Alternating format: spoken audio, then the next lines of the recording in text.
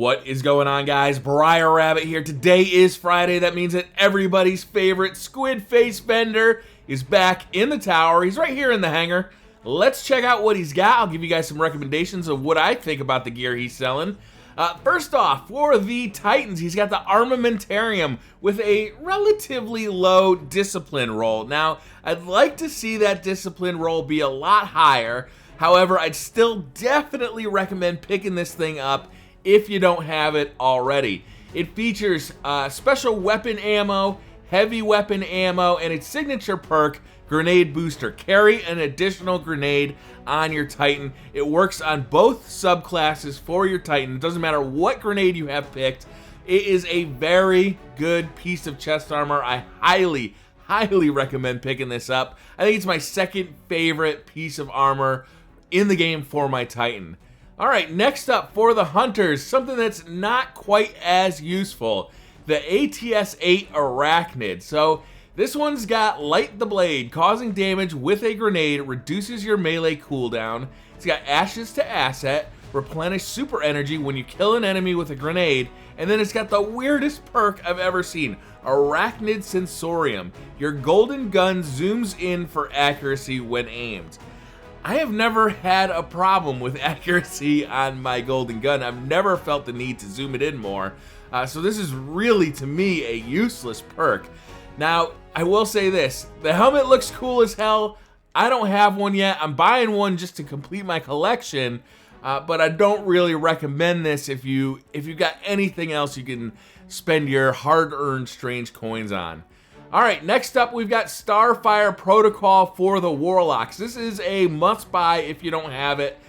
Fusion rifle ammo, very helpful, especially if you're keen on using the Vex Mythic class. Heavy weapon ammo, of course, always a good thing.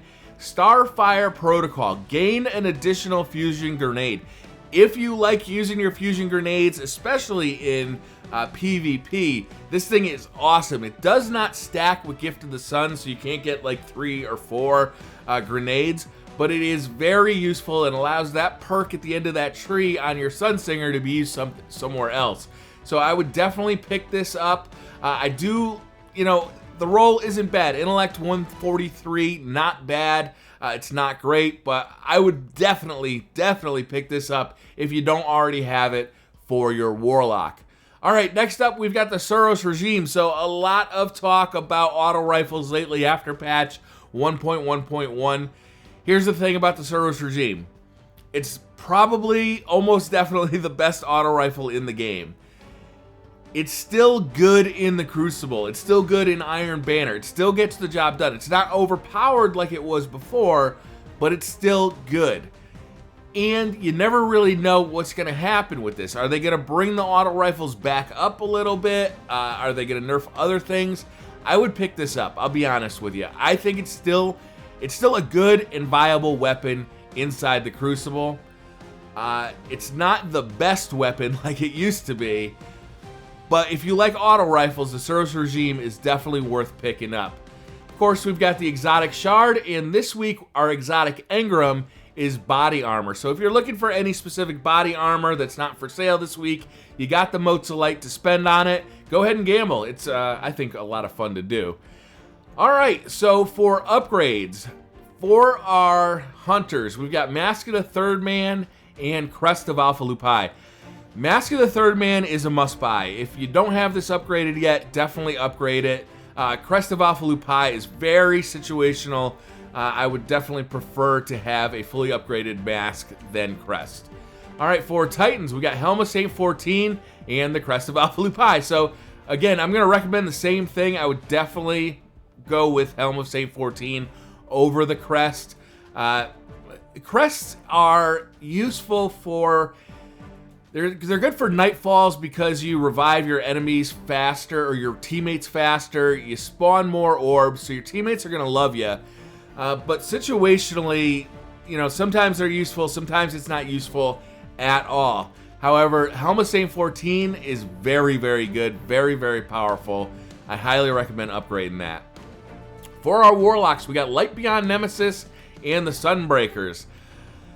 I could go either direction here. I'm not in love with either one of these pieces of exotic gear for the Warlocks. It's actually something I don't use that often. Light Beyond Nemesis is basically the equivalent of the Crest of Alpha Lupi for the Warlocks. It allows you to revive teammates faster and spawn more orbs. And Sunbreakers is very situationally useful. Increase the duration of your solar grenade. Against bosses that stay still, it's pretty good. If you want to, like, shut down lanes in PvP, it's pretty good, but I rarely see anybody using them. So, up to you. If you need a helmet to be up to level 32, or if you need gauntlets to be up to level 32, that'd probably be what sways me. Otherwise, I'd probably just save my strange coins.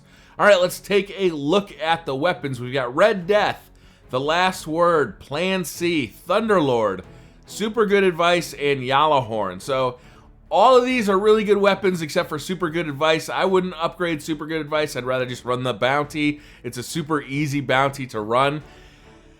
Depending on if you're a PvP or PvE player. If you're a PvE player, I would upgrade Yalahorn and Thunderlord first. If you're a PvP player, I would stick with Red Death and Last Word first. Now, Red Death is situationally very useful on the hard mode of Crota's End for actually regaining your health.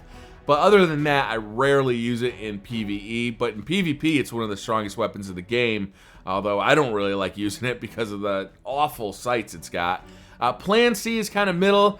Since the pulse rifle or the fusion rifle nerf, fusion rifles just aren't that good anymore in PvP, and they've never really been my go-to in PvE. So it'd probably be a little lower on my list of upgrades, but like I said, if you're a PvP player, I would go with Last Word and Red Death. If you're a PvE player, I would go with Yalahorn and Thunderlord. For Curios, we got Pulse Rifle Telemetry, Hand Cannon Telemetry, and Machine Gun Telemetry. If you want to upgrade any of those three weapon types faster, buy these, use these, and you will do so.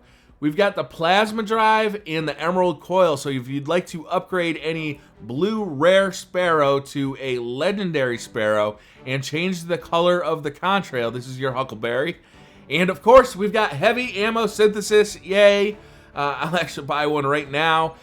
It is always good to have these around, especially once you start raiding frequently. It just makes life a lot easier, especially if you have a Yalahorn. I would definitely recommend stacking up on these.